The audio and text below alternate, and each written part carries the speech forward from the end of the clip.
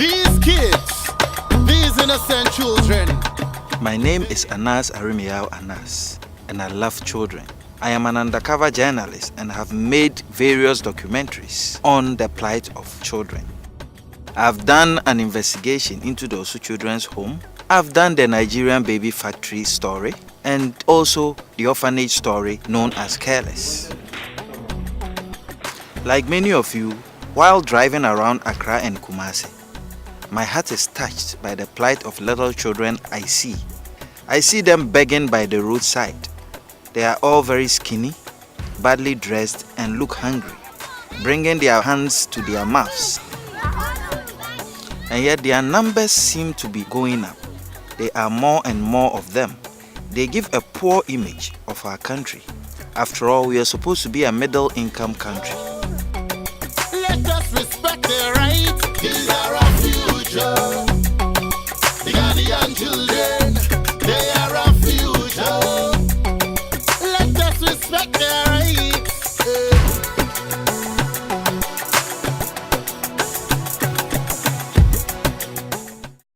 As an advocate for child rights, I have decided to look past emotions and to go underground with my team to try and understand exactly what's going on. Begging has always been against the law, and it baffles me that the police always tolerate it. From every point of view, the rights of children are being grossly disregarded. The right to care and protection, to be with family, the right to be in school, and the right not to engage in hazardous labor. Today, my team and I are taking you on a journey to unveil the masters of the underworld who control the begging syndicates. My first encounter was in Nima Market in Accra, where we met a young guy called Mahmoud, a beggar with a supposed blind father. I told him I am an agent to a Saudi-led company who are here in Ghana to help people like him.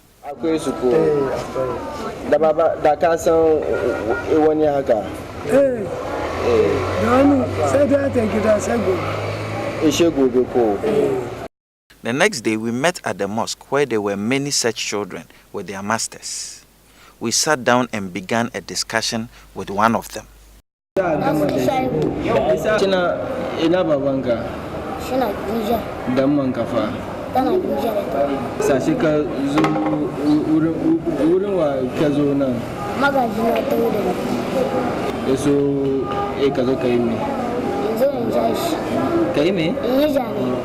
Yanzu haka kene keke na in aka taimaka ma ka je school ka koma school.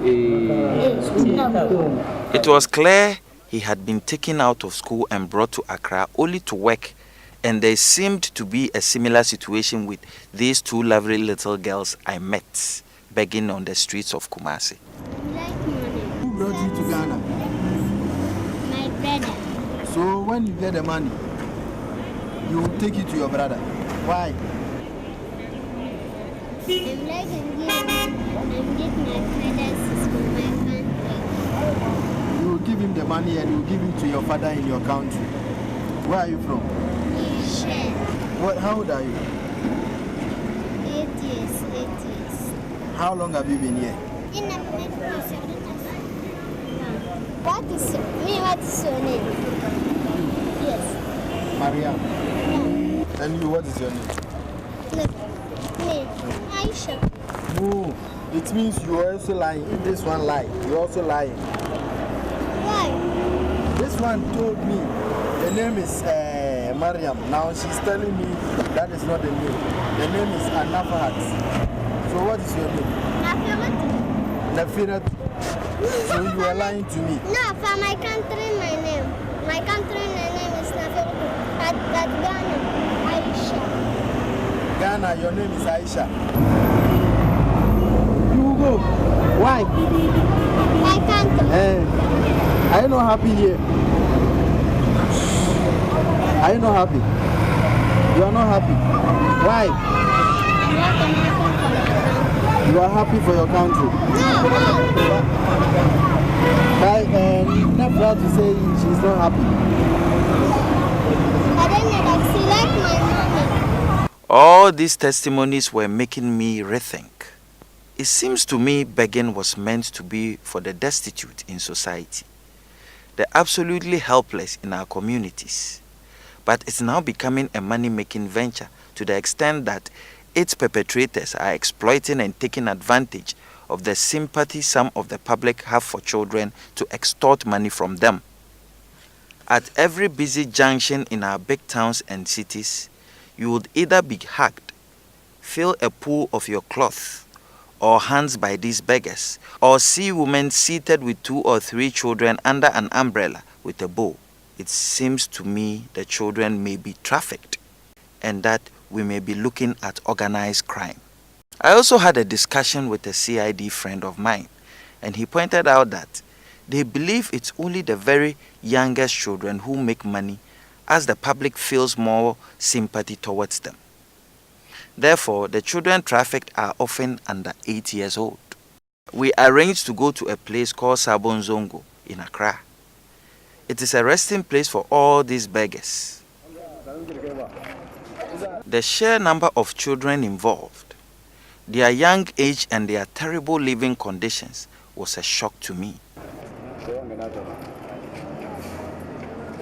All the money they make goes to their so-called mothers, brothers or sisters who determine what they eat and when.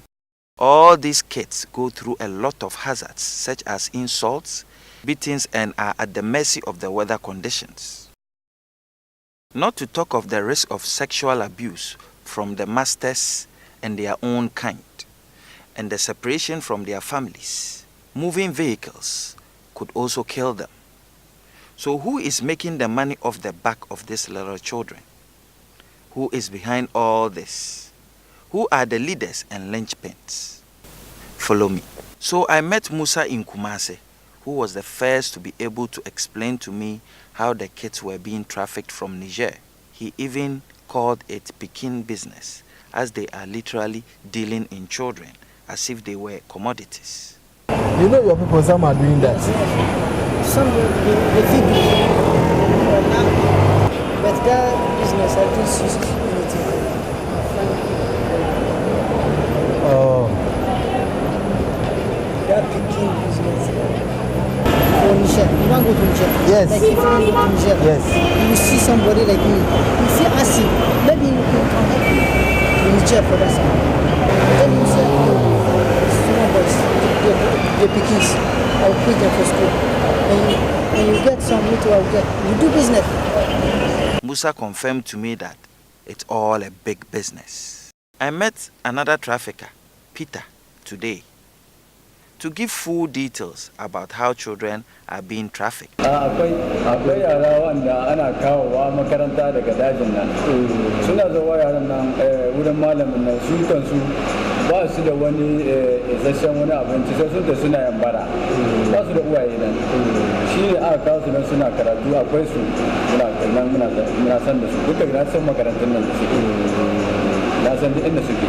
Muka zo tare ni adda magana zan mutane uwayensu zan malamin zan ce shi bani su a tawo da su saboda da ni din saboda muna tare ba za a hana mun ba haka amma kai ne in ka zo ka dai zai su ce ba za su yarda ba su ba ka amma in tare da ni ne za a ban musu mu zo da su ne in ce ku bani yaron nan biyu in muka zo da su za mu koma da su ni ka komawa da su za su ba da su in muna so kawai mun zo gabo da in ba musu tambayar nan za mu rudi mai mashin sai ya ɗauka mai tsallace da mai mashin sai mu hau mashin mu biya kuɗi sai ya tsallace da mu ba mai mana magana ma'aikatan nan ba su tare mu ba su tambayar muna bisa mashin ba amma in muna ƙasa muna cikin lori to ana iya sarke mu ta ƙasa in muka ta ƙasa suna iya cewa ku zo mun san su yanzu mutanen dome na san su akwai mai hidda mu na sani in mun ka furce can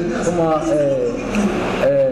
togo na kuma nan ma na san wanda ka hidda mu da mashin muna da mutane masu hidda mu idan an ka hito da dome ya ka taho nan da za a taho a gana daga su sai gana wannan suna cewa ba wani tambaya ba ne da sun tambaya sai a ba su 5 CDs. I kept asking why Islamic clerics would do this.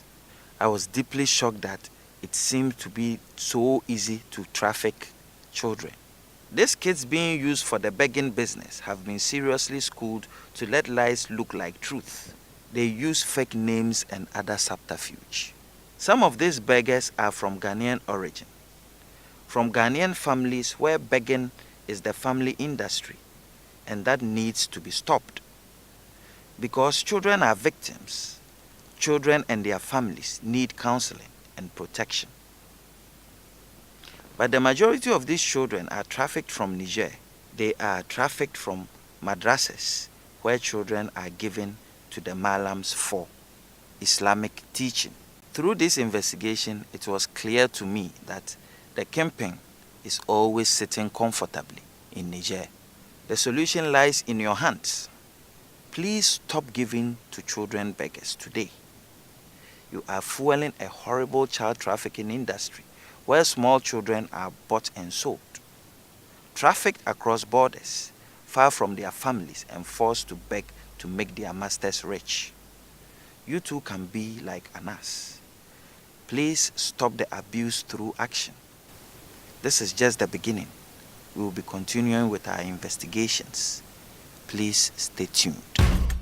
These kids, these innocent children, they are our future. With everything that's going on, we find little time to pay attention to the